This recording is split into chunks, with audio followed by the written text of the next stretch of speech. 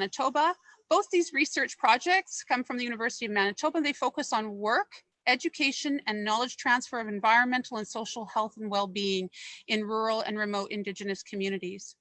My name is Michelle. I am Cree Saulteaux Métis, and I'm honored to live and work on the original lands of the Anishinaabe, Cree, Oji-Cree, and Dene peoples, and on the homeland of the Métis Nation. My family originates and lives on Treaty 2 on the west shores of Lake Manitoba, and I am presenting today to you from Winnipeg, Manitoba, here on Treaty 1. Today, our conversation is focused on hydro and Indigenous territories. We will be having a wonderful presentation with the panelists that we have joining us from both from provincially, nationally, and internationally.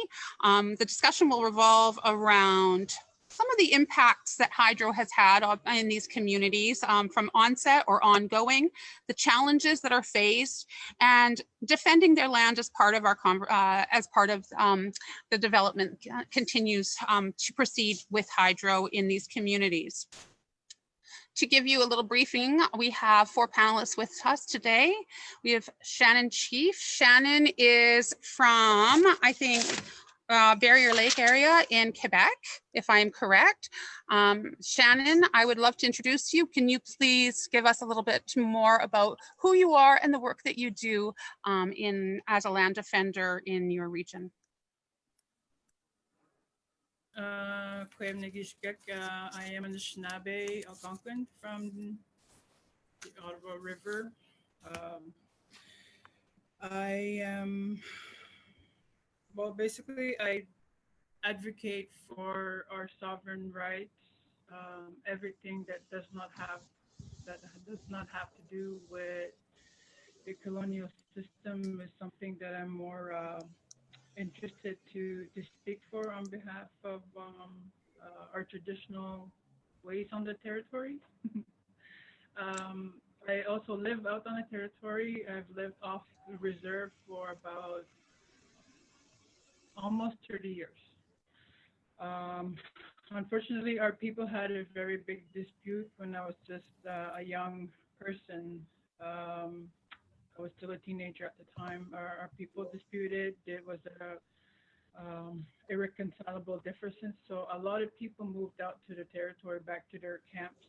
We have family territories. My family has one. So I'm looking to build there this summer, something more for my own than my family's. Most of the things that I'm involved with presently, number one is the gasoduct pipeline, which is a 750-kilometer pipeline running from Ontario, northern Ontario, all the way down to Lac Saguenay in near Montreal. So it's a gas pipeline. The other things I speak for are to help my people with the most moratorium that they want. So we're trying to get a lot of campaign stuff going on, and that's where I just try to help the people with. I do some other activism work, like for logging, like to stop logging. But right now we don't have no logging issues right now because our community kind of just found the unity to be able to stop extraction and things like that from going on our territory. Right now, presently, I am working to to bring out more information in regards to the damming that's going on, that has been going on our territories, for the reason that we were located from the place of our origin to what is now a reservation. We also have other 4 communities that are impacted by it. So I just like to work with the people in regards to our sovereign rights, our traditional way of life, and passing on the knowledge to the next generation. Thank you. Welcome. I just want to make sure that everybody was able to hear Shannon. Was the volume okay for you, Myra, or Nathan? It was good. It was okay. Okay, it was a little soft, and so I was just wondering if everybody was able to hear all right. I had a little bit of problems, but it could be my reception as well. But thank you, Shannon, and welcome to today's conversation. It's a pleasure and an honor to have you with us. Myra is joining us today from Mexico. She's a social anthropologist and interpreter. She has been working with the Cherokee region in Panama with the impacts of hydro in that community and some of the land defense of the Indigenous peoples in that region. Myra, can you give us some more information on who you are, what you do, and where your work has been focused, please? Sure. Yes, so hi everybody. I am very honored to be here as well amongst, Indigenous people, Indigenous activists and leaders of their communities. I'm not Indigenous myself. I have Indigenous origin as most people in Mexico, as well as Afro-descendancy. But mainly my work that has come closer to movements and activism has had to do with my anthropological research. And also when I encounter, I go as an interpreter, as a professional interpreter to different, encounters of movements or academic conferences or such, where I am able to do another part of the work, which is the communication and the bridging between communities and between languages and cultures. So today I would like to speak about Panama, which is what my master's research was about. And it's mostly about this province in Chiriquí, which is a province that has both Indigenous and Mestizo and Afro-descendant communities. And basically there are problems with the many, it's a huge amount of mini hydroelectric projects, as they call them. They're not really tiny, they are not the big regular size, but what we have is an excessive succession of projects, and that has caused an amount of impacts and problems. So that's what I would be focusing on as you direct the questions, Michelle. Wonderful. Thank you so much, Myra, and thank you for joining us today. It's an honor to have you here with us. Our next panelist is Nathan Neckaway. Nathan joins us today from Thompson, but his home territory is out of Tatasqueyak Cree Nation. There has been, if you're from Manitoba, I'm sure you have heard of some of the blockades and the court injunctions being able to protect that territory. Nathan, welcome. Can you give us a little bit of a history of who you are, where, what your position and role is in your community, and what you have worked towards in that position and in that role? Hello, good afternoon. Again, my name is Councillor Nathan Neckaway. I reside in Split Lake, Manitoba, which is northern Manitoba. Our community right now, we're located about just under 900 kilometers north of Winnipeg. We live Treaty 5 in our area, and for ourselves, like, we're Cree. And as I'm also very honored to participate in this, and I think it's a really good a good thing that, for discussions about hydro development and how it impacts, First Nations, because for our area, our territory, like, we've been involved with Manitoba Hydro since the 70s, and we have many different past agreements in regards to impacts that hydro development has done to our territory. For our First Nation, we have a RMA, Resource Management Area, that consists of maybe a majority of northern Manitoba area. We have an area about 290 kilometers of resource management territory that we manage. But as per Manitoba Hydro in our area, like, that's all we have for industry is Manitoba Hydro in northern Manitoba. And right now they're in a construction phase of doing the kiosk generating station that that has been been in construction for about 4 or 5 years. It started back negotiations was back in 2000s. It was a signed agreement amongst the 4 Cree nations, including Tatasqueyak, Beaver, Morlake, and Fox Lake. And agreement was signed 2009, and now the construction is about complete. And again, this is the fifth dam that is in our territory. But as per our impacts of hydro, like it's been a thing that our community has been basically, been impacted in many ways in regards to the waters and the lands that are affecting us, and the lifestyles that our people are facing, on our reservation. Right now, like we have about 2,500 on reserve in our community, and we got about 4,000 for the band. But all in all, like for our territory, like it's it's more or less a hydro, I guess, development impact that we have, and we continue to do it. And it was noted earlier that for us in the north, we're very impacted in many ways. Where we we just recently had a we call it a lockdown of the north in relation to COVID. So I'll be talking later more about that in detail. And again, we take life and our people's lives very seriously, and we know how a corporation like Manitoba Hydro and the government, how they basically come to the north and you know take advantage of the northern riches, which is the waters and the lands, to benefit the other areas in the south of Manitoba, plus elsewhere. So that's basically what I wanted to say. But I'm honored to be here, and then I'll answer whatever questions I have through the session. Thank you so much, Nathan, for introducing yourself, and thank you for being a part of today's conversation. It was so valued for you to be here, and we're honored that you can participate and be able to have a voice for the North.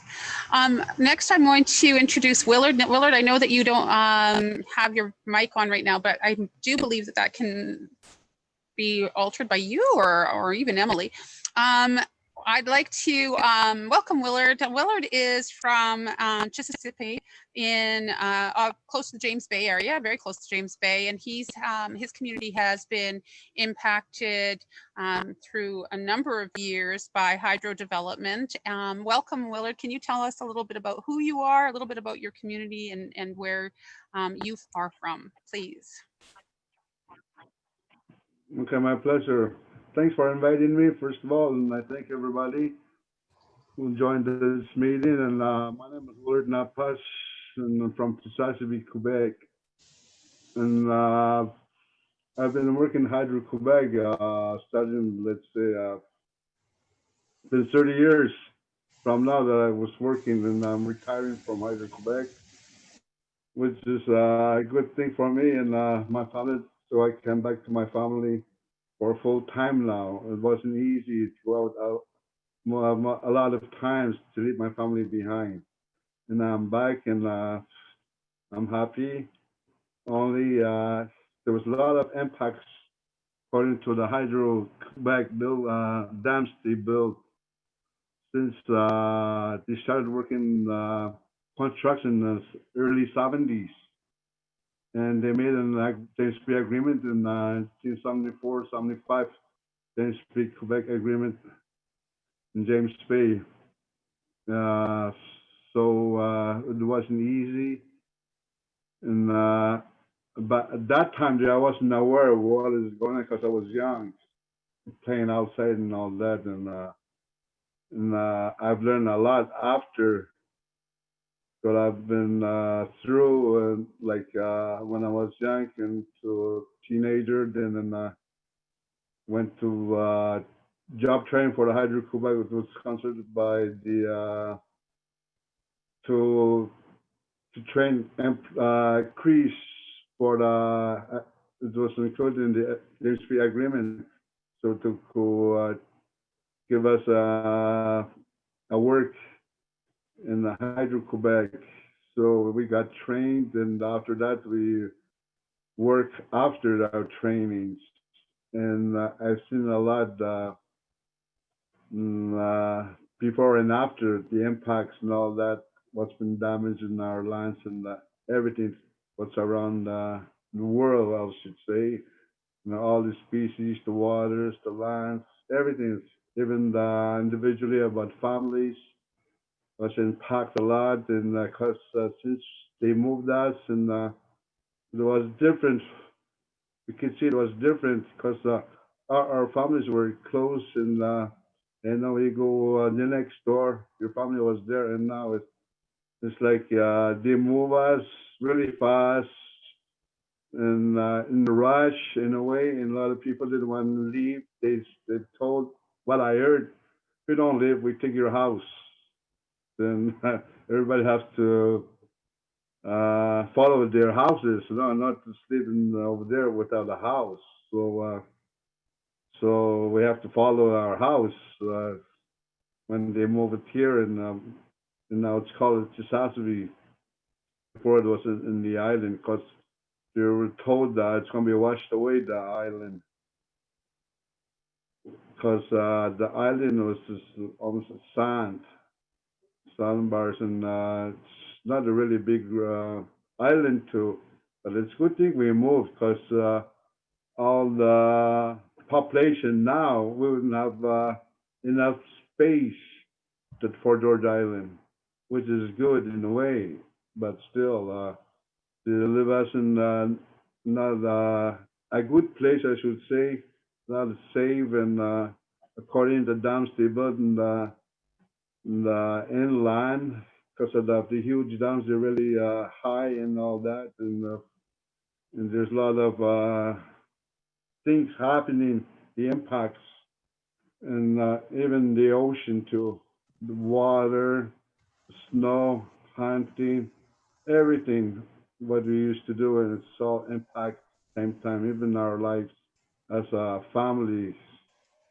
So and we've learned a lot, and they keep doing that, and we try to talk to the other people, not like to accept that in a way, because there's going to be a lot of damage coming when they do that, and it is a lot of damage what's been doing all the construction they build the dams and all that, to divert the rivers, especially that too. It's a huge impact, and we're still learning, but we want to help people from the one didn't build dams yet. So we're trying in a way to stop that in a way, because there's a lot of damage, and even they say it's a clean work here, which is not. They still damage a lot of environment, water, everything. Because one day, I said one day, there's only one world where we can move after that. If the damage all is happening around the world, it's a big step. There's not gonna be no second world where we live in. So we have to do something before it's getting worse and worse. But it's already worse as it is. But we keep talking about that, and maybe we should talk more about politicians about that too. Those are Maybe good like an points. example. Maybe like an example, put them in a small island. Probably you'll learn something. You put the money on the side, see what they're gonna do with that. The money, they won't survive with that money there. It's gonna be gone. What we need in this world is the species, water, and what to use and cook and all that. That's what we need. Absolutely. Well, thank you so much, Willard, for joining us today. We're going to begin our conversation. I'm so honored that I was able to meet you and have you join in today's conversation and share your voice. It's very valued as well in this topic of our webinar today. So I'm going to actually draw into Shannon. I know that Shannon, actually, you were talking about a lot of advocacy work and going back on the land and how hydro has impacted, maybe not so much since COVID has happened. There has been more of a break in that activism, or a pause, so to speak. Can you maybe provide some more information on that hydro and some of the work that was happening beforehand that you were working on, and a little bit of the development that you've forefronted, such as we were talking earlier about some of the protecting species and the moose moratorium and such. Maybe we can talk a little bit about that. Okay. um, I don't know where to begin right now. Um, I guess just to point out how everything started between me getting involved with the damming issues and so on. Last fall, I was invited to go to Panama from an organization in Montreal, and they told me it was about water, energy, and sovereignty. So my somewhat expertise, my knowledge of that that I've learned from most of the elders I work with, I felt like a pull to go, so I went, and I found out it was about water sovereignty, you know, the dammings and everything. And I said, well, this is going to be like really new information for myself. And before that, I had like somewhat of a dream where I was in this place where it does not look like my home or my place of surrounding. It looks like somewhere far away. So that was the reason why I went to Panama, because of, you know, that. And so I followed those dreams that led me to Panama. You know, everything that I saw in those dreams, like I saw over there, you know, lots of motorcycles, lots of brown people like me, which made me feel like I blended right in, except I couldn't speak Spanish. And so we were staying at a place called where it's a nuns convent, and this is where all the activists came together.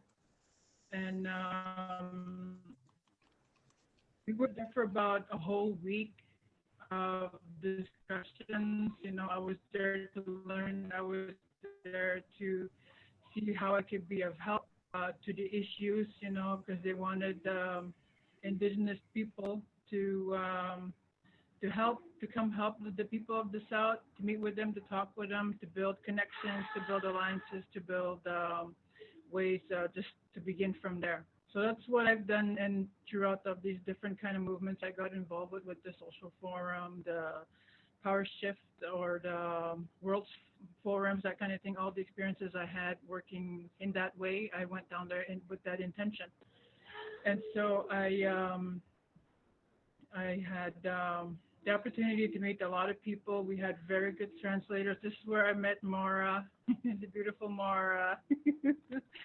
And I think it was just like a very learning process to understand the mentality that they had there, and bringing new issues coming from up here, because we didn't have that connection. We didn't have to understand what was going on between South and the North. So when I went down South, I've gotten to know that a lot of what's happening, sorry, in the South, like the damming, the mining, all these extractivism comes from places like Canada. So all these mining corporations, all these people that are doing somewhat damming and all that, they're building the dams so that they can mine. Basically, that's what's happening. And the saddest part is that when the people down south try to speak up for things like that is affecting them, like dams affecting the people, the villages, and so on down south, is that all these people get assassinated for things like that. And so I was touched by a lot of the people that shared their stories there, but at the same time, they looked at Canada as very ignorant people, because we're not listening or doing anything to help those people from the south that are being killed by numbers, that are very assassinated, or that are just like suffering because their rights are being violated. There's no respect for the Indigenous people down the south. This is what I've learned during my those days of conference in Panama. And so at the end of that conference, we made alliances that we would start building like bridges and connecting each other and so on. And this is how I was introduced to Onaskatan, which I sit today as on the advisory council to help with, how to bring alliances and how to connect, to build connections and so on, so that we are all, just standing together for something that is being done to the lands, and it's also something that is affecting our climate. I think the waters that are being dammed are something that our elders described as an artery clog. Like when you look at an artery, the body does not function well if it's clogged. That's the understanding that one of our elders was trying to explain to us during one of our climate meetings. And also coming back to the history of my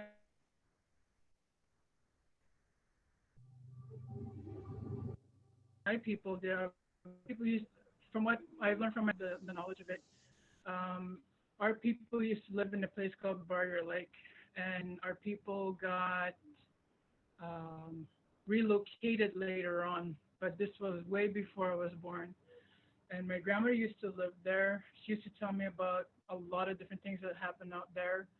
But in the end, they got relocated to a reservation that is now called Rapid Lake. So sometimes you might see that, Rapid Lake First Nation or Algonquins of Barrier Lake. That's my people. That's the same people. It's just two different places.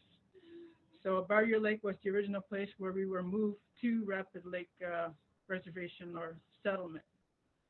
And then in our other communities, like Kitasakik or Duzwa, it's the same thing again, two different places, but the same people. In Duzwa, Lac Duzwa, which is about an hour away north from Barrier Lake before going to Val-d'Or, the people there were, they had a dam that was built on them too.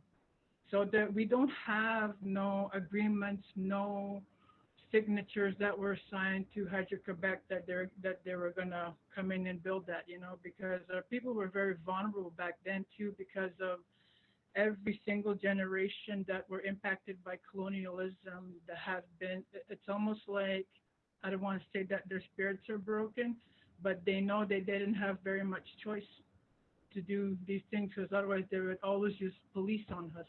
If we did anything to stop them, there was always police. So that's one of the things that does not play well to standing up for something. And so the other communities that we have is Temiskaming First Nation, which is about maybe 3 hours north past Rouyn-Noranda in Quebec.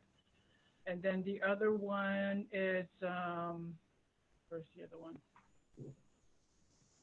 Oh, Long Point First Nation, where my dad comes from. I've known that dam there since I was a kid. I don't know the whole history of it, but I'm sure later down the road, I would be able to have those contacts with every people from those communities to come in and share a little bit on their own, because I can't fully speak for everybody, but I can speak of what exists on the territories and what I know that the people want to do something about it to create changes or to have some kind of a way how to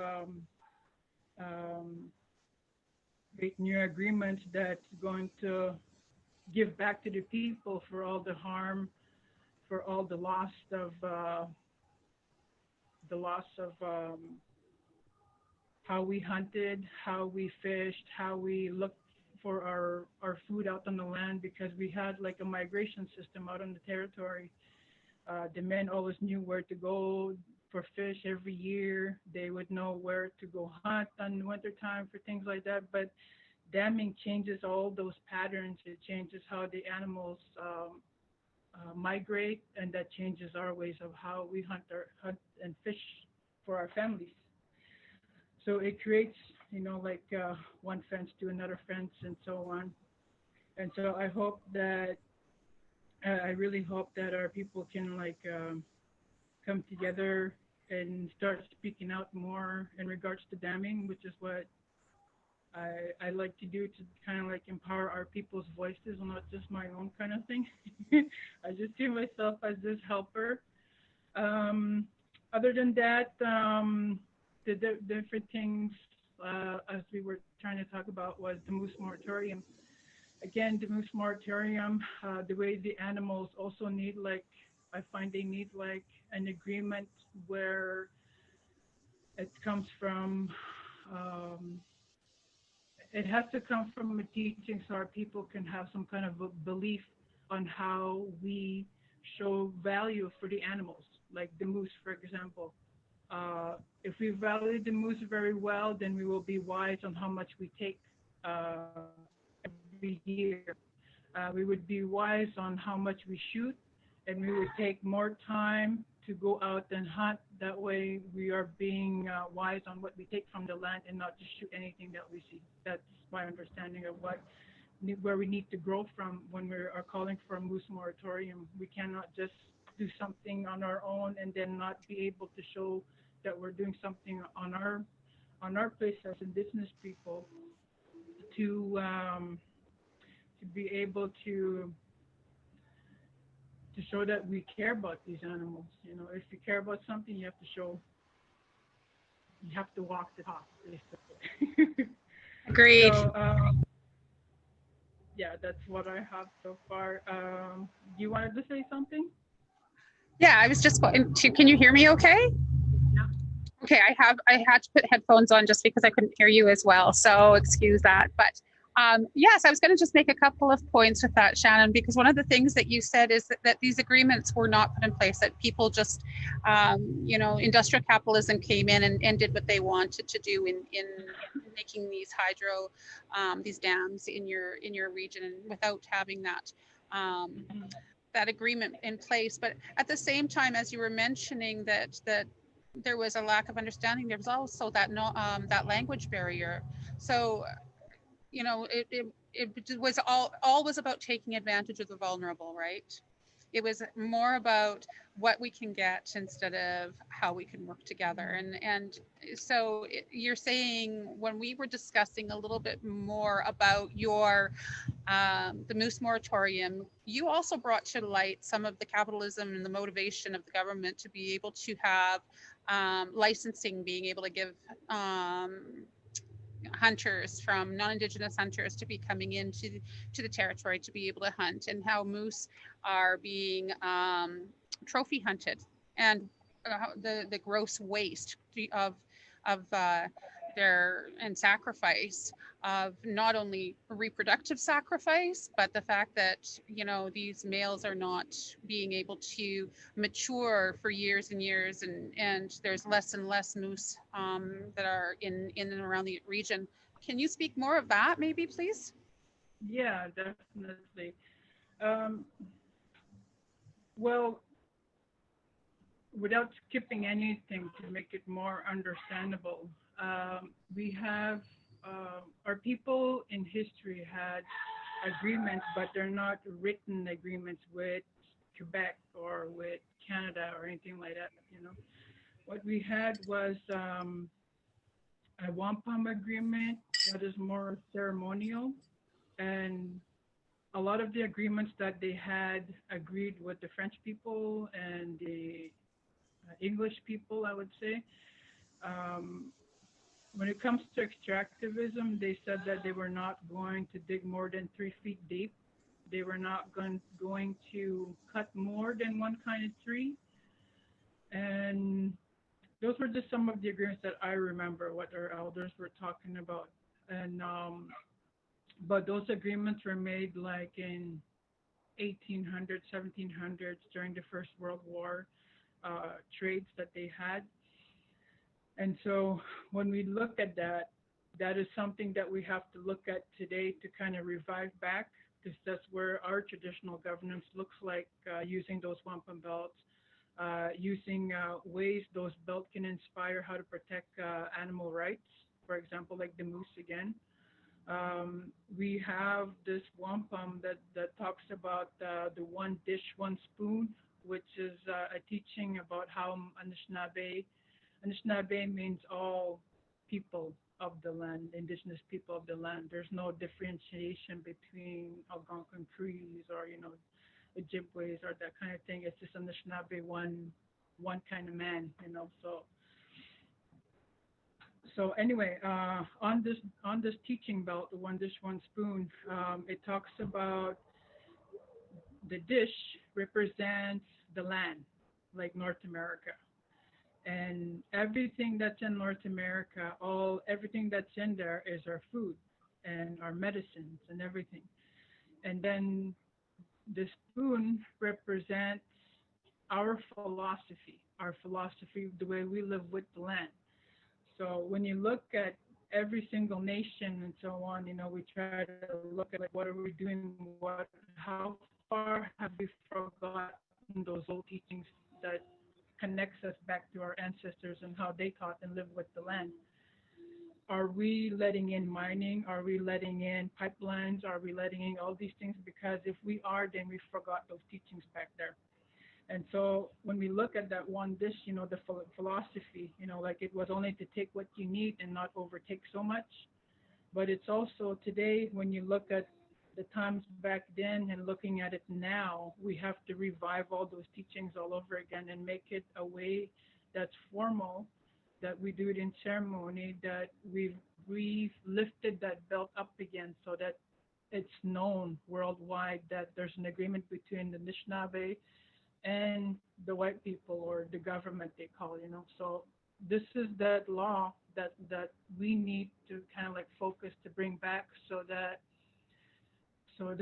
even our kids will remember this for thousands of years or hundreds of years, And so the kind of things I look at on the one dish, one spoon was, for me, I thought that could be a way to give a model of how we're going to protect the moose for the next 7 generations if we can, if they don't go extinct, Some of the things were like no killing females anymore for the next 10 years and make it a law. We would maybe find our own people if we have to, if they keep, taking down these kind of mooses. We have to make our sacrifices too, we have to make lessons be known out there. And we also can do things like don't shoot any young calves that are less than 3 years old. At least let them repopulate, So these are like the kind of stuff that we looked at. And also it teaches things like how the beaver teaches us to take care of our territories. When we eat beaver, when we were kids, there was like a little bone on the beaver that looks like this. It looks like this on the pelvic area. And so my grandfather would sit there and then talk about the story of how the beaver protected its territory. So this is where my activism was ignited, I guess. So on that little round bone like that, on the inside of that round part, he says, this is where the beaver swims around. All around that bone area, he says that's where he gets his medicine and his food, the poplar he eats and all these branches and everything to make his home.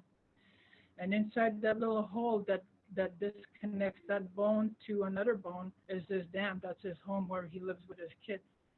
And so this whole area up here, that's where he builds his dam. So only a beaver has that sovereign right to build dams on the territory, because that's how he takes care of the land for us. That was the natural way of doing it. And my grandfather always used to make me think about that a lot, like it never left me. So today I kind of use those kind of teachings to kind of, with the activism that I do, so that I'm not doing something out there that I should not be doing. I'm connected to something, to a certain belief that we really need to bring back so badly, that without those kind of beliefs, then we will not know how to stand together as nations. We won't know how to stand together as people, that have the inherent right to this territory. We are the protectors. We are the land defenders of this land. So right now, that's what I could share. Wonderful. Thank you so much, Shannon. I think I just want to point out too, so if we have viewers that are unfamiliar with some of our Indigenous history, Can you just give a brief explanation of what a wampum belt looks like and how that signifies the agreement made? It was an unwritten agreement since we did not have the cursive language of white people, of colonial language. We did not have that, and so it was a creative beating of that wampum belt to show an agreement to walk side by side. Can you explain a little bit more about that, please? Well, one of the biggest teaching I find that makes sense, what easier to make sense for our people to understand, is the two-row wampum belt. The two-row wampum belt basically talks about when the settlers moved to this land. When they moved to this, 1 second. So when the settlers moved here, when they decided to settle down here, our people said we have to make some kind of a law how we could live peacefully side by side, to make sure that there's power, respect, and friendship in between us. This will help ensure that we live peacefully side by side as we live and grow and share the land, you know, that kind of thing. And so wampum belts are basically, the beads are made of the shell, which you can pick up more from the Mi'kmaq territory or towards the ocean. And some of the belt, how they look like is, my nation has 5 belts originally. 1 3-string wampum belt, 1 Hudson Bay, 1 called the Jade Treaty, 1 called the 7 Nations belt, and 1. So anyway, this is I don't know if you can see that, but it's basically two lines going across. Yep. And so the wampum belts, how they look like, they are beaded in a certain way. There's a lot of science. There's a lot of mathematics going in there. There's a lot of what we call visions and things that have to pass through ceremony before making the belts. But it also has to include like a council, either a grandmothers or elders that can give you the mandates to make these kind of belts. They are weaved like that because our words do not change, and the belts never burn, and they're not easy to change or manipulate once we give our word and agreements that we put into these belts. So these wampum belts are like, they share a record of what happened in the past. They share what agreements were made, and basically that's how we did our writing system through also the wampum belts, you know, like, so we don't forget none of these things. So if we were to have like a gathering and bring all the belts together to recite them, it would take us a month or more just to go through each belt, because each belt can teach for about hours, and we could talk about it for hours, just so that, you know, like, we don't forget what was put in there, you know. So that's how wampum belts were basically made. They came from vision. The Creator gave us the way how to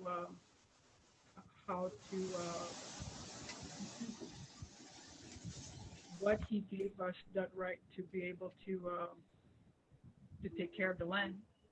Thank you. Thank you. Thank you for just explaining that for some of the people that might not understand what a wampum belt is. And I think that that's going to be a little bit of a recurring theme, which we talked about, is these agreements, these initial agreements, and how these agreements have stood the test of time. And the fact is, time has changed, and we need to renegotiate some of these agreements.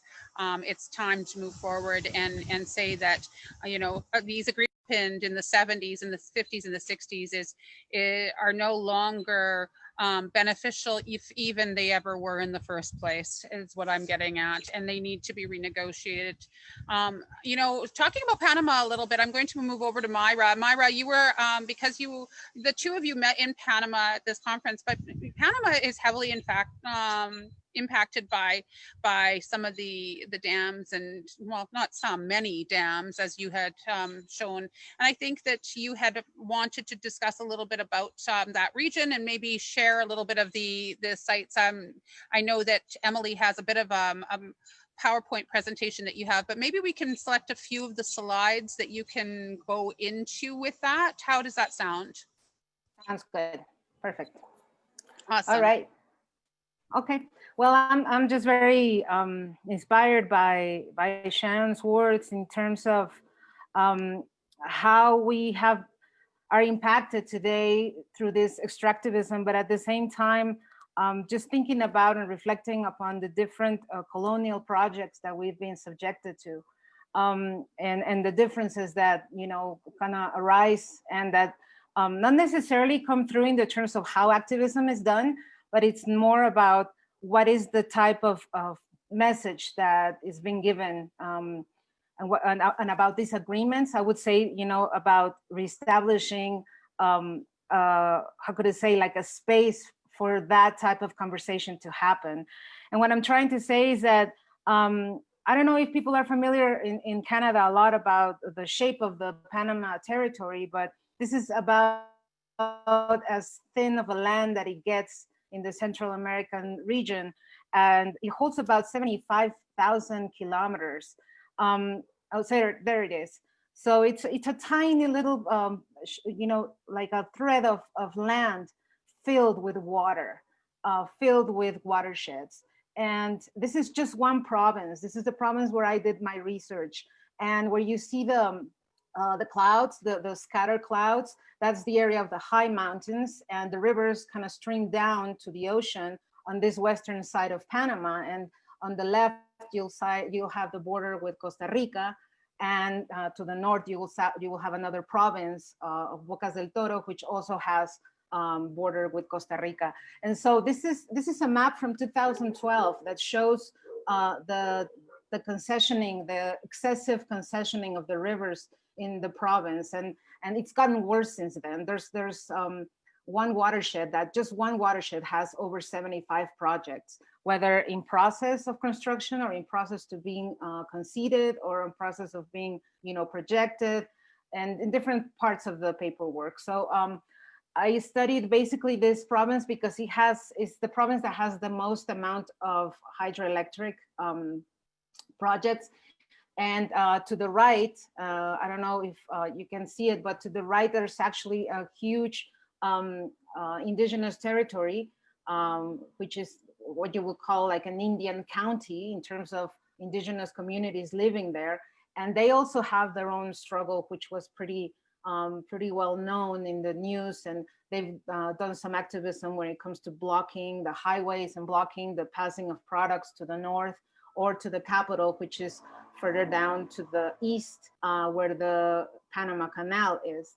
So Panama, to kind of understand the level of hydro concession that they're experiencing, which is brutal, we're talking about in a piece of land that has 75,000 kilometers, there is 174 projects. So that would mean about one project per 400 kilometers. So this is just outrageous if you think about it.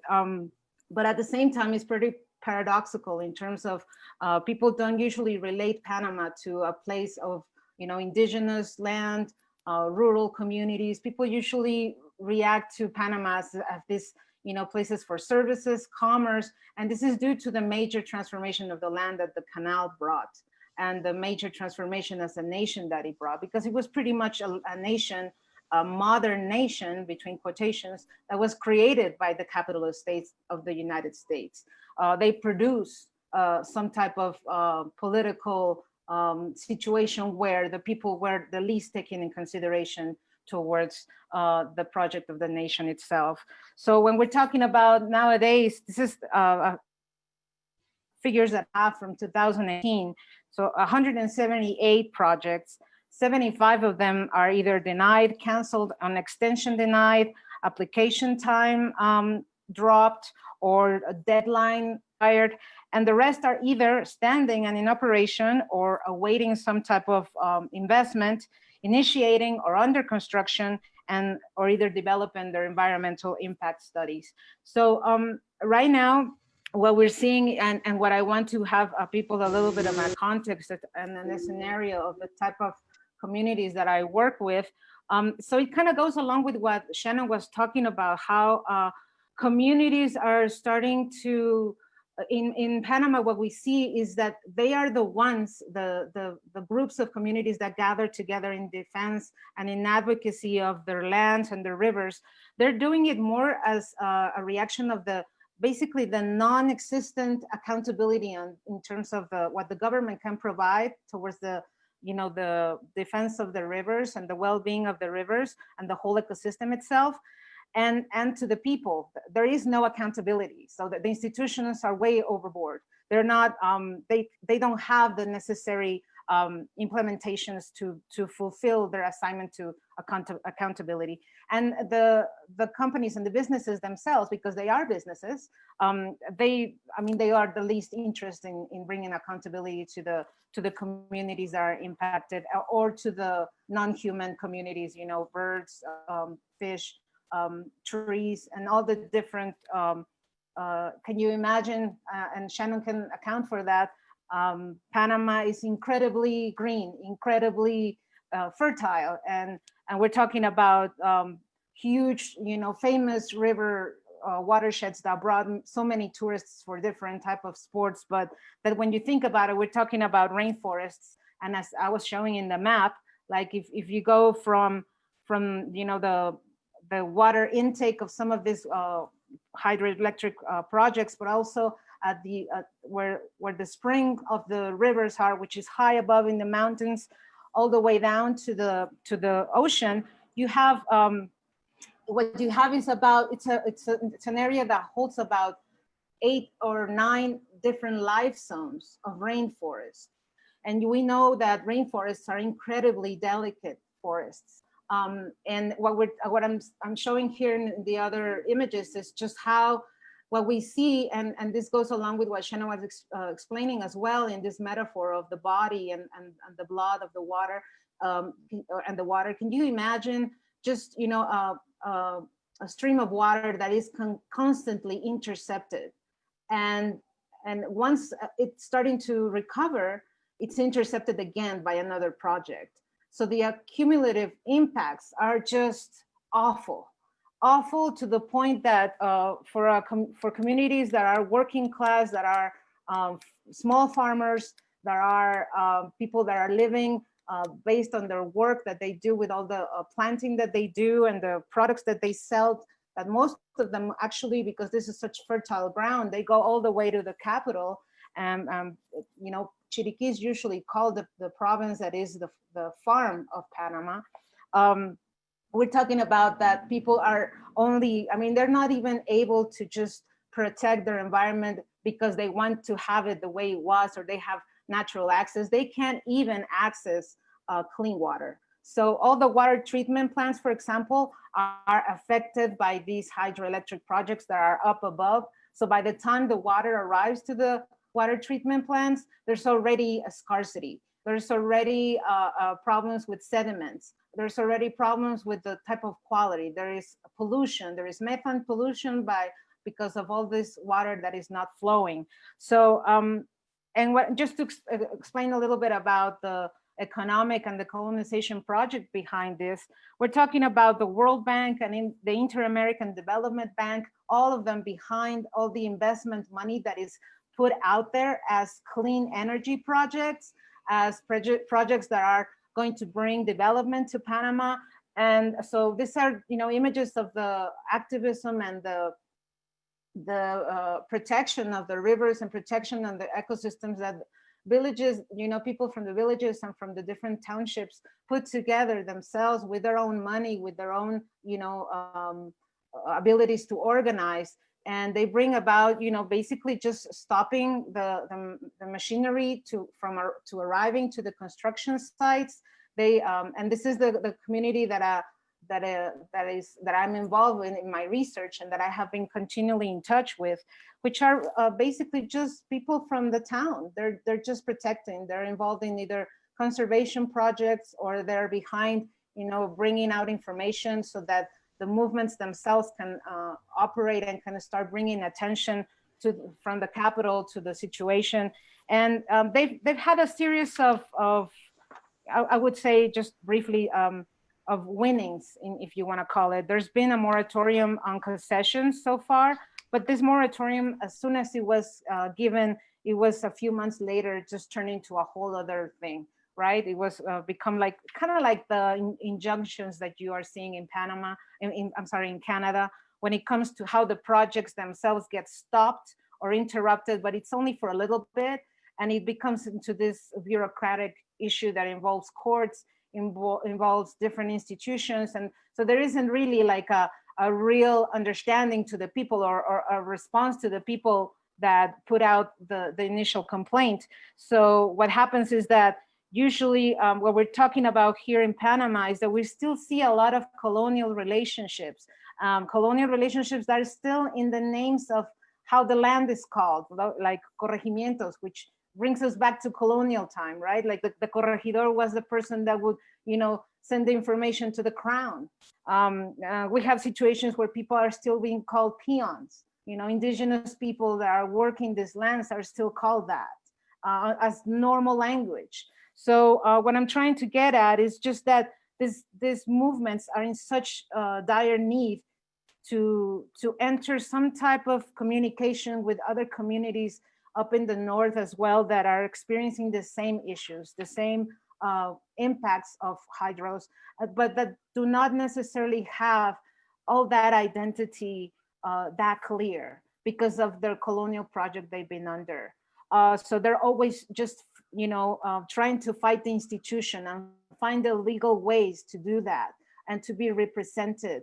And in that way, they hold some power, but it's still, very small considered the amount of issues that they have to deal with. And these struggles are regular people. Some of them are educated, some of them are not. But what I'm trying to say is that they have to hold the language for all these different institutions, whether it's a biological research, whether it is legal, whether it is, political, cultural, it all is the same people having to have this conversation. So I just, hold this space very, very important to this. I'm just being, I'm just extending the voices of these people. And I'm my mother is Panamanian, so I'm also Panamanian myself. I hold myself in that way. I feel that I have a connection and a responsibility. And so I'm just really honored that this problem can be exposed here in this space. I'm very happy that I can, and I am willing to put myself and my research and the people in Fundicep and the different organizations in Panama in contact with all of you so that this advocacy can be strengthened in some way. So thank you. Thank you. Thank you, Myra, for sharing that. That's incredible, the amount of projects that are going on and the vulnerability and the advantage taken of the people due to government and colonial powers that be. But also one of the things that was mentioned when we had talked as well is becoming an activist is also putting yourself at risk in these environments. There is a high risk of being assassinated or losing your life in some capacity because you are outspoken, and as you say, going through these court injunctions or being able to go through the legal processes, which are painfully slow and often very, very expensive. It certainly doesn't give a voice to people that have not the means to be able to sustain a court injunction or be able to represent themselves for years, while it takes years to go through these types of agreements or types of court proceedings. I can't hear you, sorry. You're on mute. There, okay. Thank you. Yeah, so I just wanted to also just add that due to the pandemic, a lot of this watching and accountability seeking activism that they do, it's been obviously stopped. And so there's huge concerns that some of these projects have continued to be built beyond, having the permit to do so. The institutions themselves, I mean, if they already do not really take that work, that they don't take it in well because they cannot really do it. You can almost imagine the type of concerns that they're expressing when it comes to like pursuing the constructions where it was being called due to advocacy of the movements, or Limber, for example, the continuing, there isn't a protection of all the forests, and there wasn't before. So I mean, what I'm trying to say is that sometimes this pandemic can be in some other realms can be seen as a way to maybe reorganize, but it's really difficult when you already have issues and the pandemic comes and it just adds on to those issues. And although we can be connected through Zoom and this type of communication is happening, when it comes to the local problems, it just becomes a bigger of a challenge to try to put people together, or to even try to solve any of these problems through consulting. They have the government in Panama has tried to have a good face towards the pandemic. This right now, there's a government that comes from the dictatorship of the 80s, a pretty curious type of dictatorship, because it kind of came about more as a project to bring social justice. So it was responsible in some way from some social justice, and it holds still that face to the Panamanian people. But at the same time, it just corruption, when it comes to receiving money from the World Bank and other organizations internationally, there is an accountability in where that money is going. There is an accountability also about how people are being protected. People are being given, grocery bags to survive. But what we're seeing in the land, especially in Chiriquí, as I talk to the people there, is that what they're trying to put together is they're basically just helping each other, because they're farmers. So they're just giving away whatever they haven't been able to sell. I mean, no matter what is happening, whether they sell it or not, they share it amongst each other. They're trying to make do and do exchanges among each other so that they could continue to be. But this other part of being protectors is being diminished during the pandemic. It's being, so if the access was denied, you can just imagine the type of problems that they are facing. And I just, will want to hear more about that when it comes to Canada, if possible. And I will leave it there. Thank you. Thank you so much. That's very, very good points. And I think, going on to Willard and to Nathan, these are continuing things that are going through some of the work that they are doing as well and seeing. Willard, actually, you mentioned, Myra, something about the people being considered or being called peons. And I think Willard and I had a little bit of a conversation earlier of how when hydro was developed, all of these jobs were offered to Indigenous people on the territory, if we remember that conversation, Willard. But once those dams were built, they lost their jobs.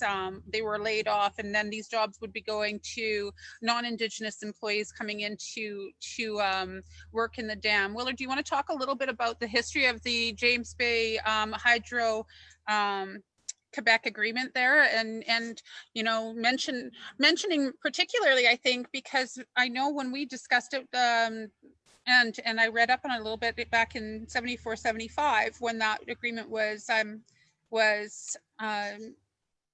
enacted, there was the opportunity for education and employment, but it was so few Indigenous people that were offered that compared to how many people were employed that were non-Indigenous, and how this would go through your territory. How would you like to speak a little bit about that?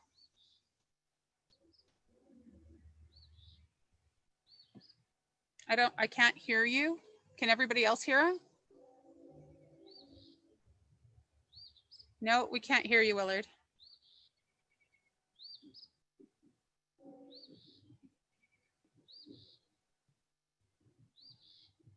No. Oh, there. It could be if you unplug your earphones, please. Hello? There we go. Perfect. Well, okay. Like I was saying about the work they built the dams at the beginning, there were a few natives was hired for the constructions at the beginning of the dams there, and there was a lot of non-natives workers there, as I remember, and back in the 70s at the beginning of the work, and even at the beginning, like they built a road to come up north, starting for down south to like Matagami to James Bay area, where I come from. It's called Chisasibi, the Great River means. It's in our language, it's Chisasibi.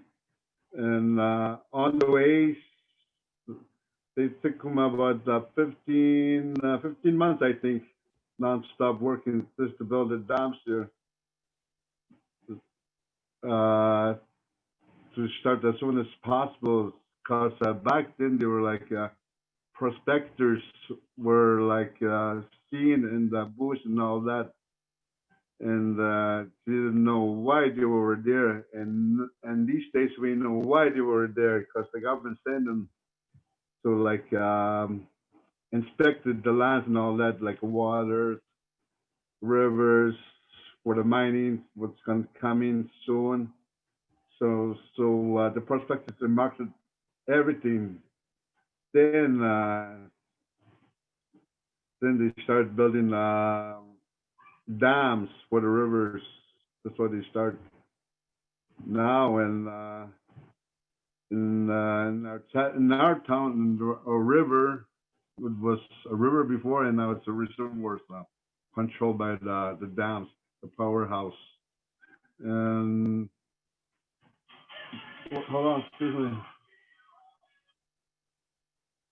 Okay, that's my phone call. Okay, the workers in at the construction at the beginning, there wasn't that many people worked there. Most of all us, the non-natives were a lot of workers there. And then after the construction there, all the natives were laid off. And they said only the non-natives, they came to work for the powerhouse, the substations, because you need to be educated for that, become an industrial electrician. So at the same time, there was a job training that's part of the agreement, which is good for us in a way. But still, there was like a limit on that too, and it's like at the beginning when they built the dams, there was a really little bit limit for the workers, non-natives could work there. So they did the same thing about for the job employees there to able to work with Hydro-Quebec. There was a limit there, and now it is the training right now has stopped now because of the limit they say, and there's no job training anymore, which is a lot of work out there that natives could work there, because in our hometown it's not really a big work, I should say, you know, and because there's less companies and all that. So if they keep doing job trainings over there, I'm sure a lot of people can work there at the same time. And I hope you're going to start working on that and for coming these years, because I've told them to start again, this time without a limit. So we can go train our people so they can work there, because the work out there is really a lot of work to do over there. You can become like an electrician or mechanic or civil work. Like I said, you will give us back then. You give us only industrial electricians only. Then mechanics after. Then secretarial, and that's it. And they stopped that now because I guess they reached their limit, like they were saying, 150 employees. And non-natives, there's lots of them working there, and they keep coming in and out because of they're retired and so on. And here, and once the trainees, once they're retired, there's nobody to go back for, let's say, our kids or grandchildren, which is supposed to be good for them if they didn't start training again, which we talk about that, and I hope it's going to be happening for that, and about the agreements. So we have to renegotiate again, things like that. That brings And probably even that idea that we were talking about of having to make these new agreements, making it important. Excuse me. Wait. I hardly hear you. Okay, say You it can't again. hear me? Sorry. Can you hear me now? Yes. Okay, good. Turn the volume higher. Okay. I was saying that comes back to the conversation of having to renegotiate these agreements, being able to start looking at these agreements in a different way. Because I know when we were talking about this JBQA agreement back in '75 was reflective only of the times, really. And population growth back in '75, what was the population of Chesapeake approximately at that point? Well, right now it's around 5,000 now. But back then it was about, before it was like probably 1,000. That's and right. now And it's so growing really fast same time. And so there's more than ample opportunity for them to be able to provide training and provide jobs and opportunities for these for Indigenous First Nations employees to be able to work in these hydro, and yet still non-Indigenous employees are coming in and out of the territory nonstop to be able to work. Yes, that's which how is it's working a crime. right now. Yes, and like I said, this will start training people again, our people. So, and I even said, even like if this happened in the future generation there, because once we work over there and we talk our language, instead of speaking French, because that's why I'm of difficulty in a way to speak another language, which I'm not really talking when I was working over there. I used to speak French only over there. And now I'm trying to talk to you guys in another language, which is not really easy, but I'm still trying, to help out in a way. That's why I accept this conversation, which I'm sure not too many people would speak French right now, in a way. So I joined still about this conversation. So.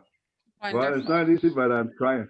I'm Trying to glad you're here with us. Well, one of the things that I wanted to say is also we have a map. I mean, Emily can probably prompt that map up.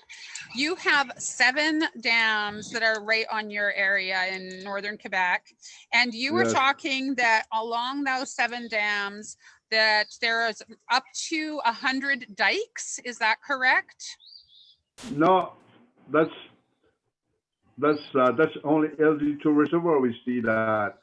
Oh, so this is only one of them.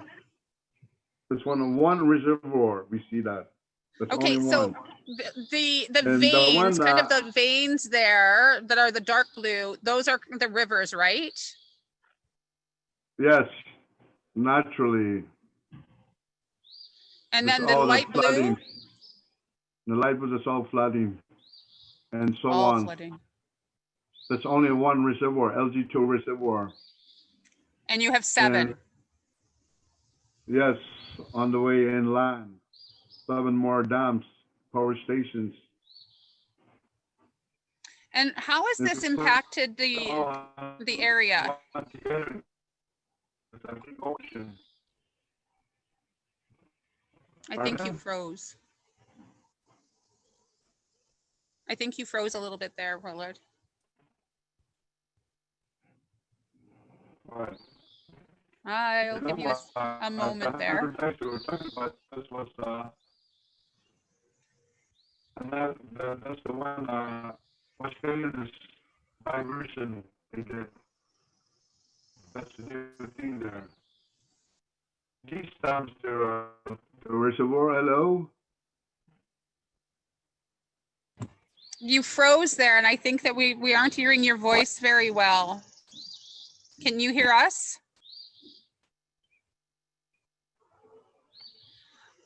Okay, so. Yes, I hear you, but. Okay. I'm not sure It's cutting. Yeah, it's cutting in and out, isn't it? Oh, there you're back.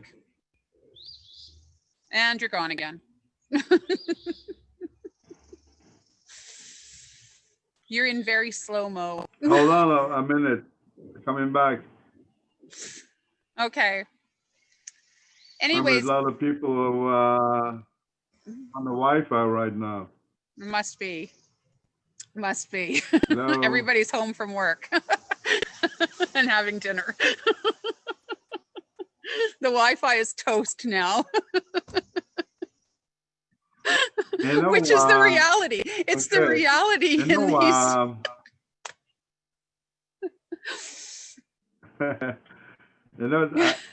You mentioned about the 100 dikes there. That's a new.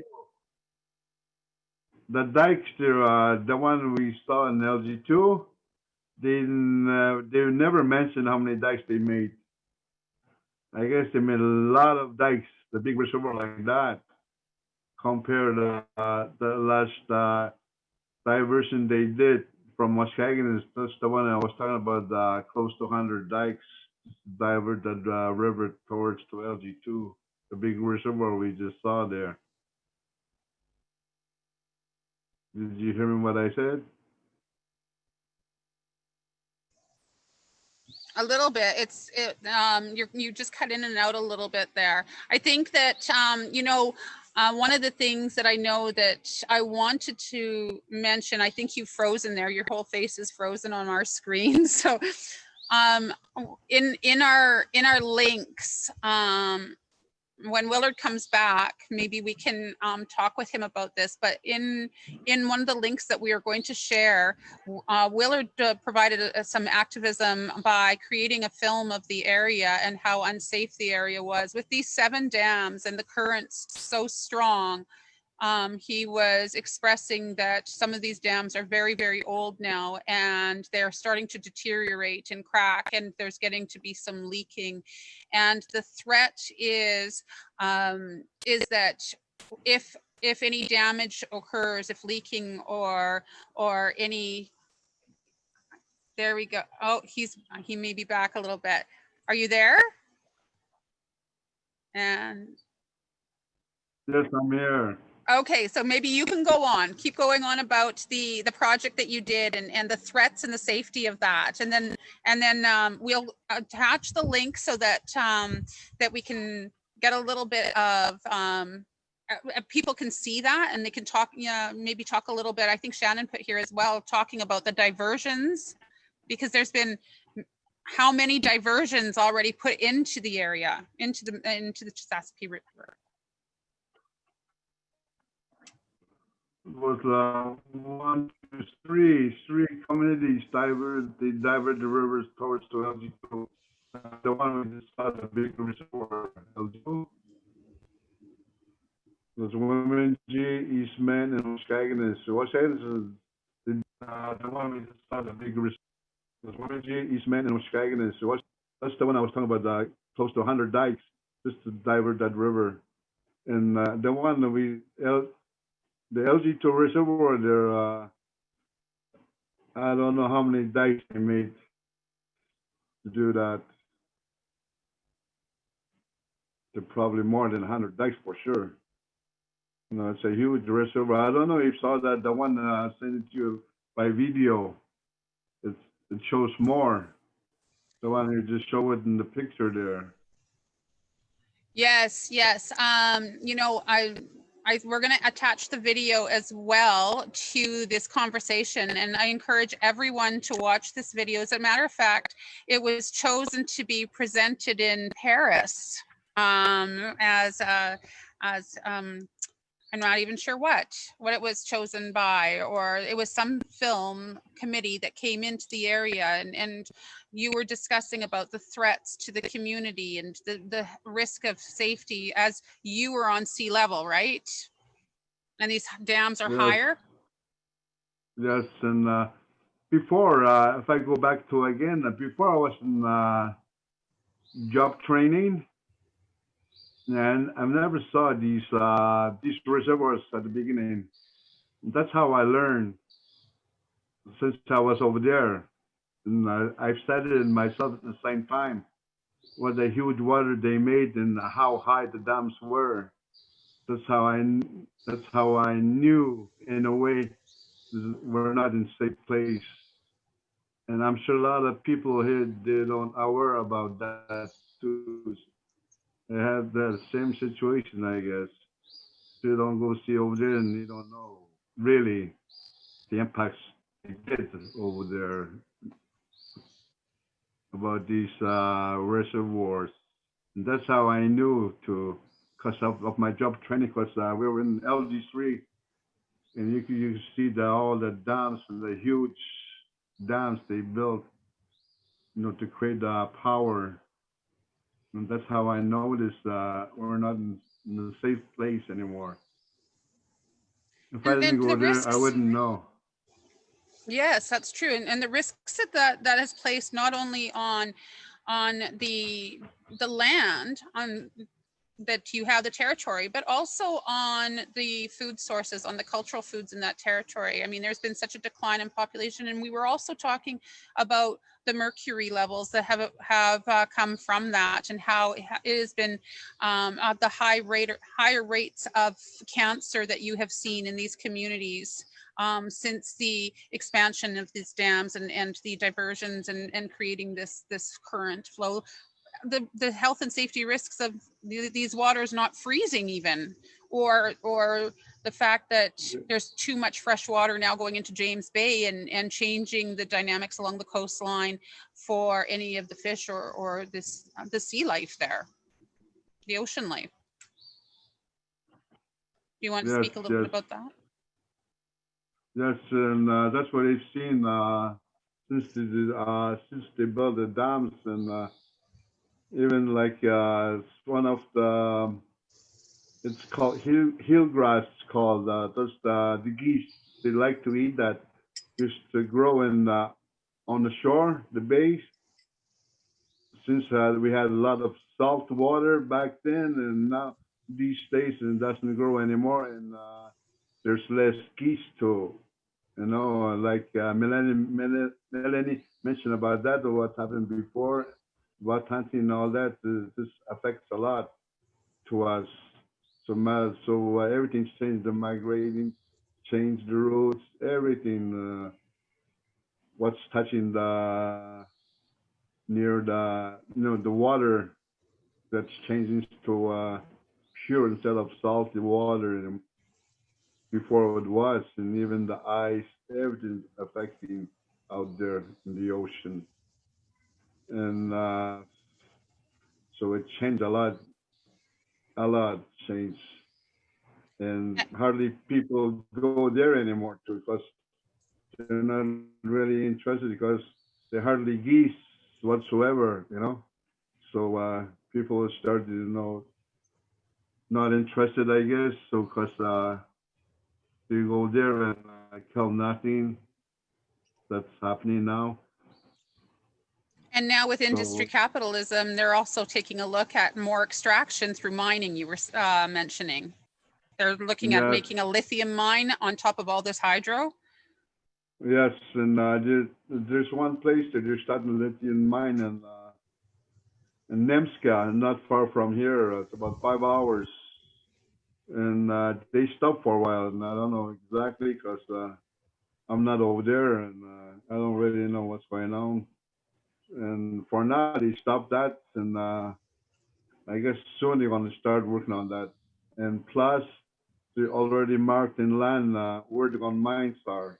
So you see a lot of X's in the inland where they marked their what's going to be there, and and like I said, back then the government send prospectors behind everybody. So That's there were strangers, and so they're around here like I think it's around 40s, 30s, and people used to see them when they were hunting over there, and a stranger and hiding because they didn't want to show their faces. Just like everything, they always hide things, and so that's how we learn about these things. mm-hmm. Well, thank you so much for sharing that, Willard. I think that there's so much more to be able to learn, especially across Canada. And I know that when I was speaking with Nathan yesterday, Nathan was mentioning, or I think it was yesterday, Nathan was mentioning even, provincially, each province manages their hydro projects a little bit differently, and a lot of our focus, because we are in Manitoba, is of course on Manitoba hydro, but it's important for people that are able to view nationally and internationally to understand that there is so much impact in our First Nations communities, in our rural, remote, northern Indigenous communities, that we're impacted heavily by the mining and extraction and hydro, etc. Lifestyles, the threats to species, the threats to migration, the threats to communities, and the lack of support that communities have. So thank you for sharing that Yes, with us. yes, and what's the funniest thing is when I was over there, was like for the companies, they have their own convention collectives, it's called. And it wasn't easy for us as an Indigenous to work there at the same time because that convention they made, and it's called Convention Collective. And sometimes I was in, sometimes I was out. So I changed the name to Convention Selective after once I was talking about my union and all that. I even told them, I'm paying you and you don't help me. Should I look for somewhere else? No, it wasn't easy at all, which is supposed to be easy because I was the one brought up here, and they were like the visitors. It was the other way around. It's just like I Yeah, was treated like I was the visitor there, and so on. So I have to talk a lot in my union, and it wasn't easy at all. But I've absolutely. learned a lot of things about what is going on now. Thank you for sharing that, Willard. Thank you so much for So it being a was, part of our conversation today. We really appreciate it. I want to take that forward now and talk about how with all of these agreements that we're talking about, I'm changing these agreements and the impacts on communities. Let's talk about Nathan. And then just before we get into our conversation with Nathan, I wanted to acknowledge that yes, we are going a little over time today, and just because we started a little later, we are going to continue on with this conversation. Nathan has some very, very important information as well that we want to hear and give him space to be able to share that. So Nathan, please tell us a little bit more about what's going on in your community and the impacts of hydro in your community, both pre-COVID and now with COVID that has happened, you have faced in your community. Hello there. Hi. Okay. Just wanted to start off by acknowledging the other speakers in regards to the impacts that they shared in regards to hydro development, because right now what they shared has a lot of similar impacts that we are experiencing. like for our community of Chatasquiac, like right now, like we live along a river in northern Manitoba that's called Nelson River. And right now they're building the fifth dam within our territory. And the thing is with the hydro development that's been in our territory since 1950s, there has been no involvement from any of our First Nations that live in the area um, regarding how how Manitoba Hydro went forward in constructing these dams. And I just wanted to kind of go back a bit here, like in regards to how the involvement of First Nations came to be with the hydro development within our territory. Back in 1992, there was a Northern Flood Agreement signed from 5 First Nations that more or less, were concerned back then in regards to how hydro was impacting the rivers and waters and diversions that was mentioned, from the other speakers. But again, there was a lot of this stuff that occurred back when these dams were built in back in the like I mentioned, the 1950s, 60s, 70s, and mid 80s. And this is something that the provincial government enforced a corporation to come and build these in our territory. But as of today, our First Nation of Tatasquiac, like we currently are involved in opportunity.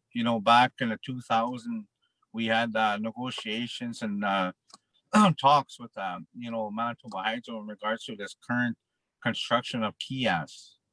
Like right now, kiosks is being constructed in our 50 kilometers downriver of Spit Lake.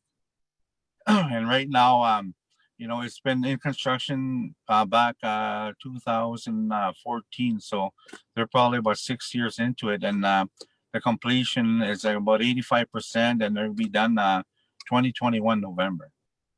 But there's been a lot of obstacles, a lot of walls we had to jump over in regards to how the corporation, kind of moved in different phases in regards to getting, whatever done to do it. But most recently, like we had to put our foot down in regards to how, like I heard earlier, one of the ladies stating that, with the pandemic that, was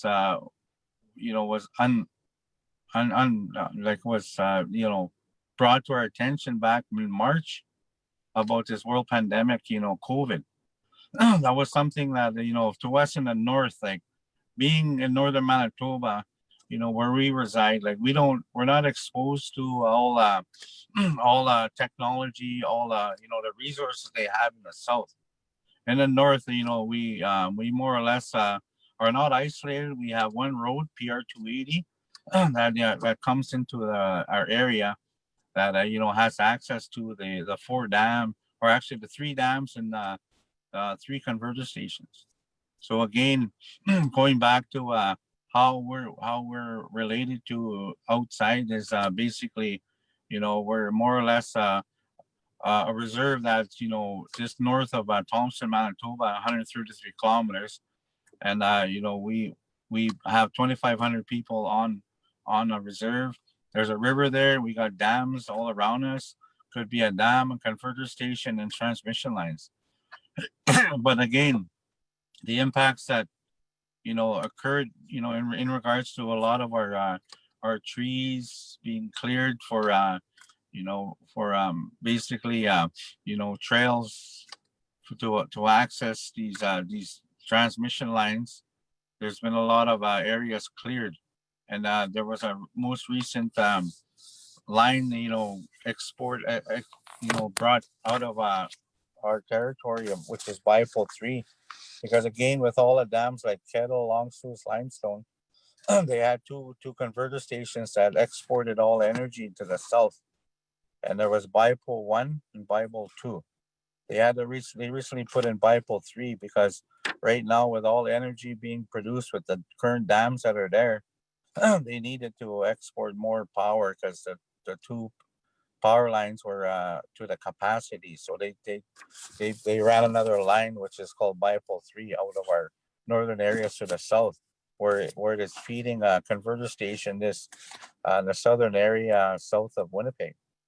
But I just wanted to touch on how the most recent impacts that occurred, within our area, in regards to the COVID impacts.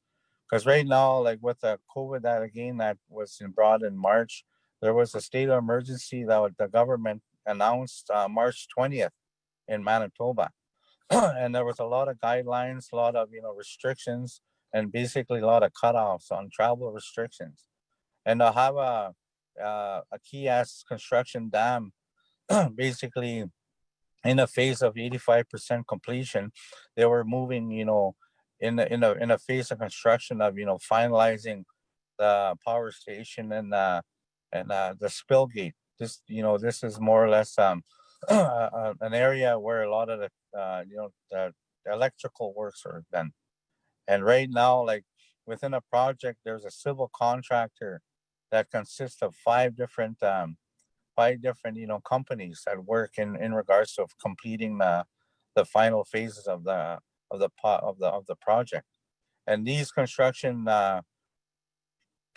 companies that work for the civil contractor are people from southern Manitoba, or even outside the province of Manitoba, and even in the United States. And that brought kind of an alert to us when the COVID was announced, and the state emergency and the lockdowns that the communities had to do to avoid the spread of COVID. And I just wanted to say that, like Manitoba Hydro continued to proceed with the construction, through the COVID where all these restrictions were done. Like the provincial government announced it within Manitoba, and also the federal government announced it across Canada. Because again, this pandemic was, affecting, getting people sick everywhere. And us in the north, where we live in northern Manitoba, north of the 53rd parallel, there was like no cases in northern Manitoba. And like a lot of First Nations were encouraged to put a lockdown in the communities, which we did back, March 29th, where we locked our community down. We didn't allow our members to leave the reserve or come into the reserve. That was to protect, the pandemic, that was happening. And a lot of our people in the north didn't have the understanding. And the thing is with hydro, on the other hand, where we found out that they continued the construction even though there all these restrictions were announced. And to us, that was an impact in regards to the health of our members and the health of all the surrounding communities that reside around that current Kias project. Because right now, like there's 4 First Nations that we have involved within the Kias, like the Tasqueak, Spit Lake, our community. We also got York Landing, we got War Lake and Fox Lake. There was other communities, also we're at threat of having that exposure of the dam, because right now, like the Kias Dam has they went to the max of about 2,500 people within, like on work site, that live in the main camp there. And right now, before the COVID was that hit Canada and Manitoba, there was probably about 1,500 people that were currently working within the Kias project. But from then they continued, they downsized to 800, where all these 800 employees worked through that eight week. There was an 8 week phase within the COVID where they're locked down and they continued to work. But that still wasn't enough, because back in March, I think it was March 14th, there was an announcement to relieve those 800 workers and then bring in 1,200 new workers, which really put red flags up in our territory. Because again, like bringing 1,200 people from all across Canada, right from the east to the west, and even from the States, that was a threat that, the COVID could hit, our territory. And there could be one case. And we always made sure and made people known that living on a reserve, we have so many challenges, like in regards to housing. so many challenges, a lack of health, health, resources in our reserves, and to have a case in the Northern Reserve, it'll be devastating where, it'll spread like fire. So that is something that, we that's why we did the lockdown back, back in, in May. That's what we did. So that was to protect the North from the COVID. But as for what's happening now is like our leadership, our chief, and the other three chiefs are currently, had talks with the president of Manitoba Hydro to talk about how we can get involved, because we are future partners and we need better communication in regards to how this project was going to continue. And still today, the COVID is active, and the government, just recently announced the extension of state of emergency in Manitoba. And right now, it's all about, keeping that COVID out of northern Manitoba, which is not here yet. But again, they're talking about second phase within COVID. But putting two together, having a, hydro project, right now, could come up to like 1,200 people on site, of people from all over. Is a very risk of this happening. And now, with hydro being in our territory since the 1950s, there's been so many other impacts that I can talk about, but this is so big. It's such a big, concern. And it'll take more than, whatever time we have today to stress the impacts. Because I acknowledge James Bay there, because I had the opportunity back 2010, I believe, in my early years of council. Like, I've been council for 10 years. I had the opportunity to go visit James Bakery. We actually had a partnership of construction for them coming and showing us, how to approach and deal with hydro back in 2010. And they have a lot of impacts that, affected their First Nations. And we, at the time back then, we had the opportunity to see for our own eyes on how they dealt with Manitoba, or was Quebec Hydro. And they have a different approach, where a lot of the other First Nations in each province across Canada have. Like in Manitoba, we have a different way of dealing with hydro. And again, hydro to us right across the east to the west are so to me, they're so they do the projects, on behalf of the province, and more or less they're impacting the rivers and the waters and the diversions of, how they control the flows of the rivers. And us in the north right now, we're feeling it right now, because the impacts are here, and it's affecting our lives in regards to how we live and what we got to drink. And that was also another concern that the other speaker spoke about the quality of water, how clean it is. And our river system of Spit Lake, which is comes, fed in from Nelson River, it brings in a lot of a lot of, contamination effects from the rivers upstream, from Lake Winnipeg, and from the southern areas of Winnipeg, the Red River, Cinnabon. There was so much, contamination that occurs in those rivers, and it flows down to us in the north. Like, again, we're almost 900 kilometers north of Winnipeg, and it's a big city, and with all the things that are occurring. But also, there's other two river systems that flow into us. Is Burntwood River, along with the Odie River, and each of these rivers have impacts from other industries. Like the Burntwood has, mining industries that have been contaminating the rivers, since the 50s and 70s, and that's flowing into our area. And we got the Odie River, which there are other dams to the north west of us, along the Churchill River, Saskatchewan River, that the diversion, was flown into the Odie, which offsets their flow in that area. So again, like, the hydro development to us really impacts, our territory, where it impacts other areas. And like, again, like, the climate that we live in are a lot different.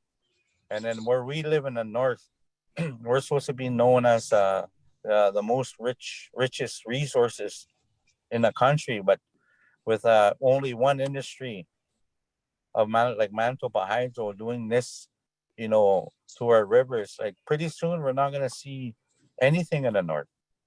We can't even eat our fish. We can't drink our water because our First Nation's been on boil water advisory since 2017. We had a big flood back then. That was due to the diversion. That was due to the the high waters that were within the province of Manitoba, and that basically flooded our whole area. It even wiped out the main via rail line to Churchill, and that was cause of all the projects that occurred and all the flow that came and hit us in the north. And right now, as of today, we cannot drink our waters. We're still under boil water advisory. We also submitted a lawsuit in regards to how our waters are, not safe to drink. Because again, this thing is affecting us, it's killing us. We see cancer increase, people are dying, and we see a lot of sickness because of the water. Our kids can't even swim in the water. And there was one thing I'm really glad that one of the speakers talked about is a moose habitat. Just recently, within the last couple of years, we our land users, we call them, our people that utilize our waters and lands. There was 3 moose found within our territory, our reserve. 3 moose that were basically found floating in the river system, because we don't know how these moose died. It could have been, from the water. And basically we noted that. And we've been stressing to the government, we've been stressing to other people that, there's something wrong with our waters because of the impacts of these industries. And also our fish are getting sores. Our fish are not safe to eat. When all in all, like the fish are getting sores and they're dying. And this is supposed to be an area where we're supposed to have the most clean waters in the country, which we don't. And like all these different things that are hitting us in regards to impacts that are happening now. And right now, it's such an overwhelming thing for myself as a counselor for my First Nation, along with my chief, Doreen Spence, for her too, and along with our colleagues, our counselors. And one other counselor we have, his name is Robert Spence. He's a counselor, and he's a trapper, land user all his life. And for him to take the position as a counselor to speak on behalf of the First Nation, also to be a user of the lands, it's pretty hard for him too, because he grown up in the bush, he lived the bush, he learned a life of being traditional. And like for myself too, I lived the same life, but it's hard for to see our waters and lands being abused the way they are due to one corporation. And we've been basically vocal. We've been telling. We've been we've been basically bending backwards to make people hear us and hear the message that we are being impacted, like the other speaker said. And right now we're doing this, on behalf of the people of our First Nations, like for the kids. The kids need they need future, waters and lands for themselves and their families and their children. But again, if this is going to continue, it's going to be something that we're not going to be seeing, within the next, could be 5-10 years.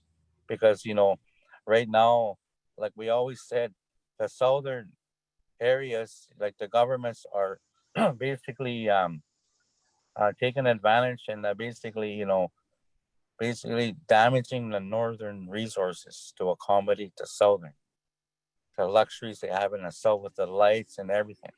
And then in the north, we're being put in the position of the third world country living conditions, our housing, our healthcare, our education, and the way we are being assimilated, in regards to losing our languages and losing the traditional practices that we have. But we still do that because we're really focusing today on land base. And that's one important thing we have to do within our territory, is that the land base is something that we need to do to get our children back into that traditional lifestyle that I grew up as a child and a teenager.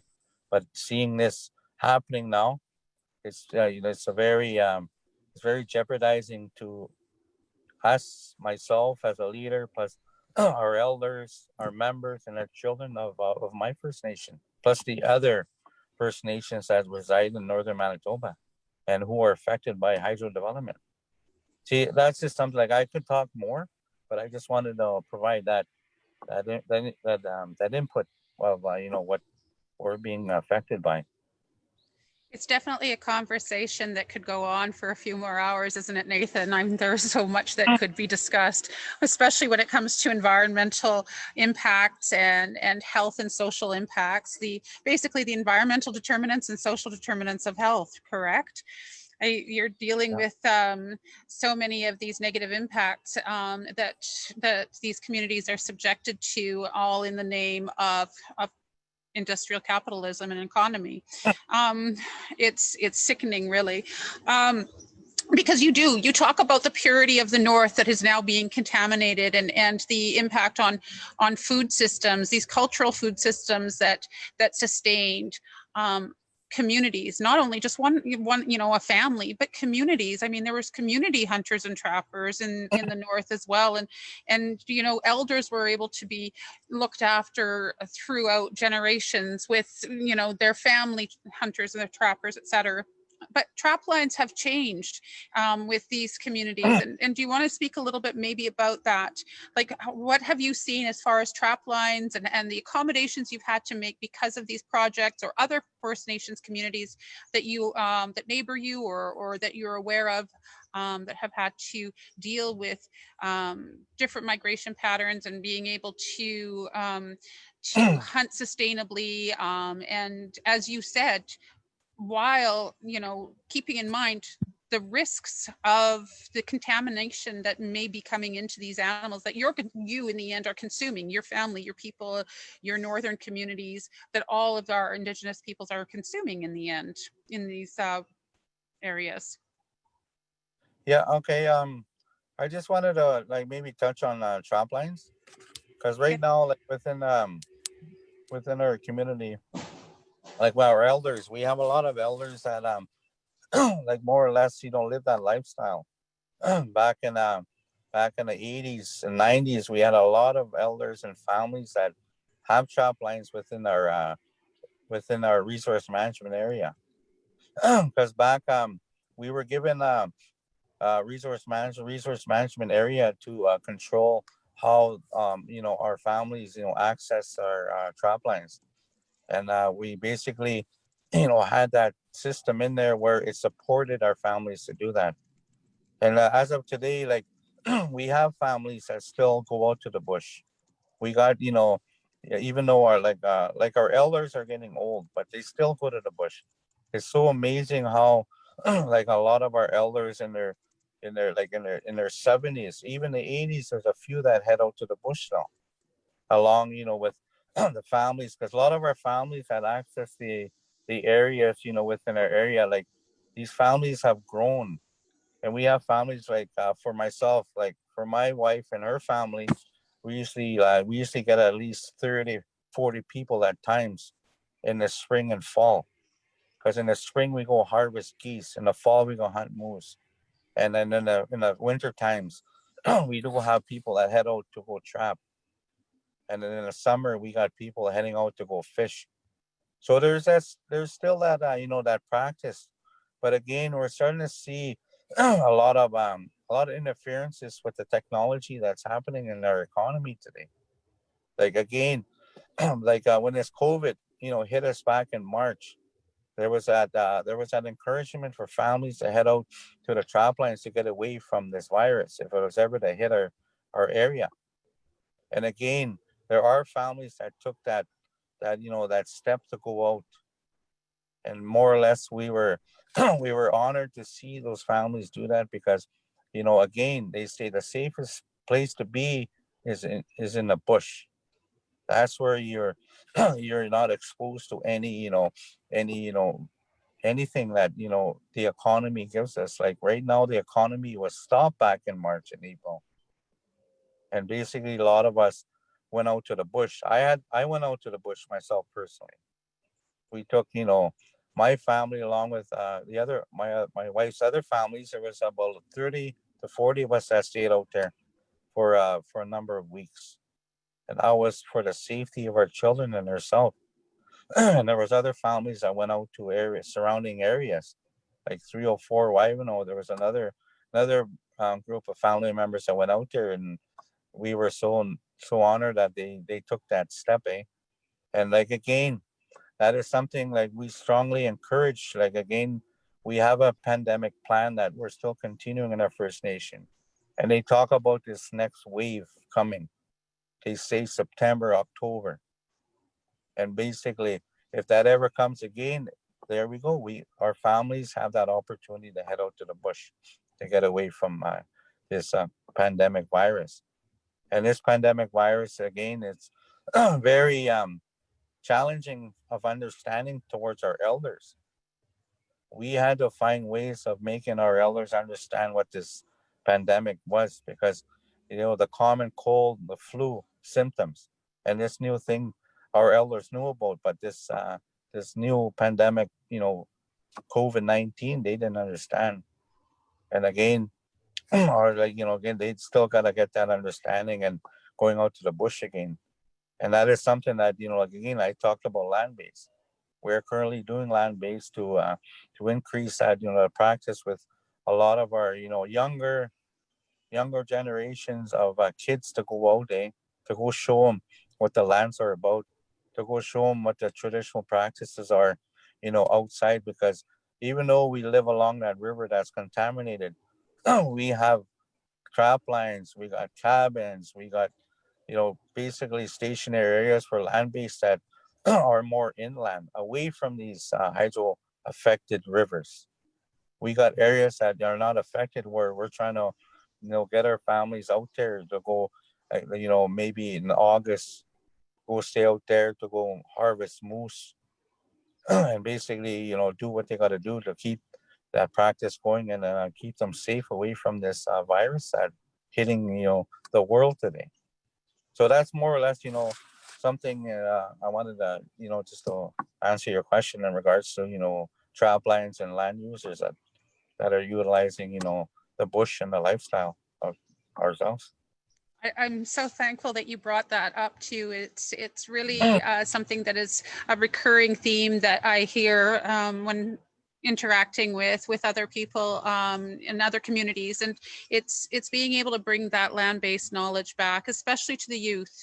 So technology today has captivated the attention of a lot of youth that end up getting absorbed, wrapped up into video games or to social media or whatever the case might be, and having that connection with the land, being able to go into that land-based learning provides a sense of self-fulfillment. They learn and they become empowered in a sense by becoming confident and understanding the ways of the world and the ways of ancestors and the ways of the past and the ways to move forward in a healthy, productive manner. And I have to also mention that I know for even in my history of my family that going into the bush was a way to escape anything like that, in epidemics, pandemics. It was just remove yourself from that area, because the reality is that once one household is hit, and because of the housing crisis and so many people that are living in under one roof, all of a sudden it just flies rampantly, and some of our most vulnerable people that are elders are chronically ill, especially with cancer or diabetes, which of course is very high in a lot of communities. Those are things that have to be considered, and to be able to protect our family and have that kinship and go back out to the land is so important. So I really appreciate you bringing that forward. Thank you so much. Is there anything else you wanted to add with that? I can't hear you, sorry. There. Stress that what do you call it? Like the First Nations that I see, within northern areas across Canada. I'm pretty sure they are experiencing, the same things we are stressing in our territory. Because again, it's about the economy today. Trying to accommodate the southern areas. That's something that we strongly try and send that message and make people understand that. Is that the government's got to quit taking advantage and raping the north. They got to quit doing that because right now, right across Canada, there's a lot of First Nations like ours. We can't drink our waters, Mhm. and the federal government announced that since they've been in power, they wanted to provide better drinking water, and they haven't done that to us yet. And this is all due cause of industries doing their jobs to accommodate the governments, and for the governments to basically meet the needs of southern areas of Canada. Even the states, they're feeding a lot of exporting energy and whatever else materials to the states. And again, like we're so unfortunate that we don't have any pipelines. And we heard that the government's still trying to find new routes of pipelines. And basically, we kind of heard that they may be considering Manitoba, and that is the stand we have to basically make forth to the government that a pipeline is nothing for us, and we don't want it in our area, because again, only one industry doing all the impacts they are doing to the rivers and lands in our area. That's only one industry. Just imagine those other First Nations and other areas of Canada that have hydro development, that has forestry, that has oil. Those are wow. I just can't imagine how lifestyle they are getting. But again, there's always the government or these industries offering money to the First Nations. But money's only there for a while. But we have to worry about lives. We have to worry about how our lands and waters can benefit our children for the next year, 2 years, 10 years, 20, 50 years. I heard that from other speakers, and we got to unite ourselves to basically tell the government, find other ways and go find other sources to do what you want to do to benefit yourselves and southern areas. That's my message. We've been stressing towards the corporations and governments. So that's our message to the north. We don't want this no more continuation of impacts in the north in our territory, in other words. Exactly. Well, thank you so much. I think that a conversation that we probably could really go towards, and obviously don't have time today, is talking about agreements. I think that at this time moving forward, agreements are the one thing that needs to be able to be stressed in any type of development. Not only communities getting together and resisting any future development happening, but having these long-standing agreements that span 50, 70, 100 years, 200, et cetera. These times change, economy changes, inflation happens. These agreements mean nothing today than they did yet even, and they meant nominally yesteryear. They mean nothing today. And so, moving forward, that's probably a conversation definitely for another time, because our time is wrapped up today. I want to thank each and every one of you. I hope that you all will be able to connect with one another through this forum that we were able to share today. And I'm so thankful and so honored to be able to have been a part of our conversation today, and the knowledge and the experience that you have brought towards the viewers and towards us, and then towards each other, to be able to learn off of one another. So thank you for being a part of this conversation today on hydro and the impacts in First Nations communities. We will see you again. Take care.